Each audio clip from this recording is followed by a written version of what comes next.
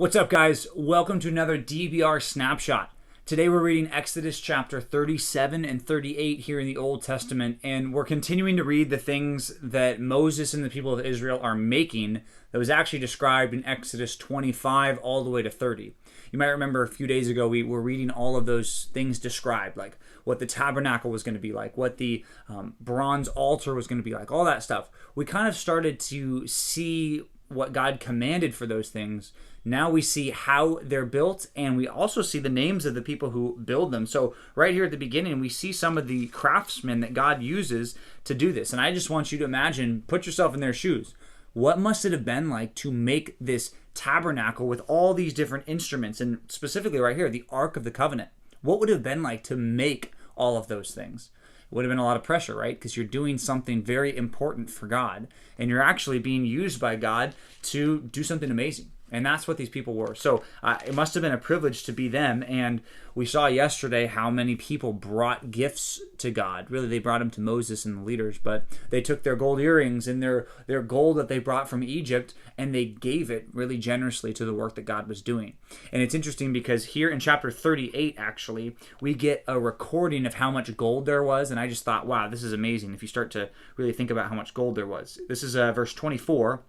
It says, all the gold that was used for the work in the construction of the sanctuary, the gold from the offering was 29 talents and 730 shekels. So I followed the little footnote here and saw how much it was. It says a talent was 75 pounds and a shekel was 2/5 of an ounce. Okay, so I worked it all together, and my math, if this is right, my math that I put together was this gold was 2,191 pounds of gold, which if you stop and think, what does that even look like?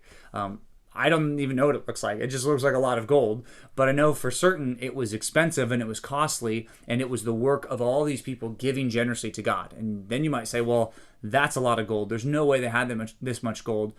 How many people were there? Well, it tells us that right here too. In the next verse, this is verse 26 of chapter 38. It says, altogether they counted, and there was 550,000 men. So here, 603,000. Sorry, wow, that was a big number that I just gave. 603,550 men. That's a lot of people, which means there's probably what? 1.2, 1.5, 1.7 million people, if it's this many adult men. So God was building a nation in the wilderness. And that's another thing I want you to see.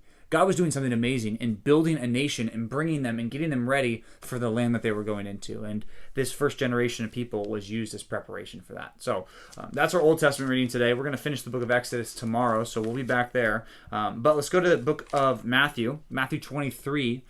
We already started this section too, so it feels like we're picking up where Jesus left off here in Matthew 23, because Jesus was condemning the Pharisees, basically saying, woe to you, or curses on you because of your actions and your lifestyle. And some of these things are described. So we start here in verse 23.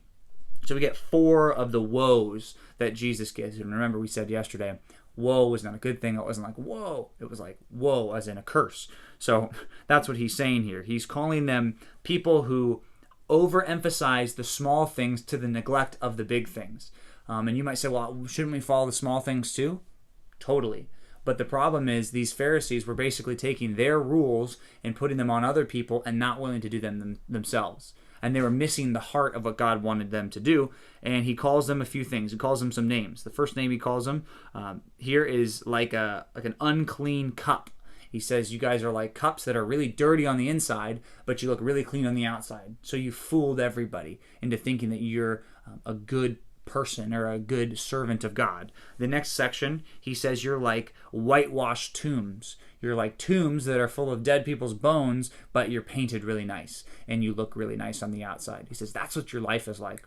And I want you to have that image right there. That's probably a really powerful one. A tomb that's painted nice and bright and white on the outside, but it's full of dead people's rotting bones on the inside. He says that's what it's like to be a hypocrite, to be a person who acts like you're one way at church and you really live another way in secret.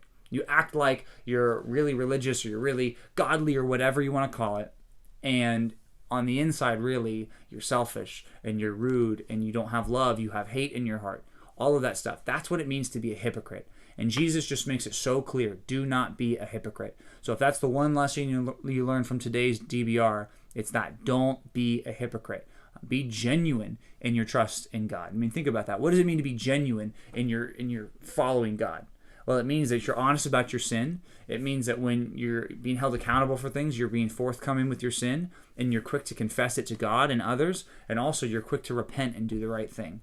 That's what it means not to be a hypocrite, to genuinely live for God and to serve God too. So that's a huge thing we learned today, and I want that to be a thing that sticks with you forever as we read Matthew 23. Don't be a hypocrite. So that's Jesus' message today from this chapter. Hopefully you have a good time as you read it and as you start to digest it and think, man, what are some of the areas in my life where maybe I'm being hypocritical? So that's today's DBR. We'll see you back tomorrow for another snapshot.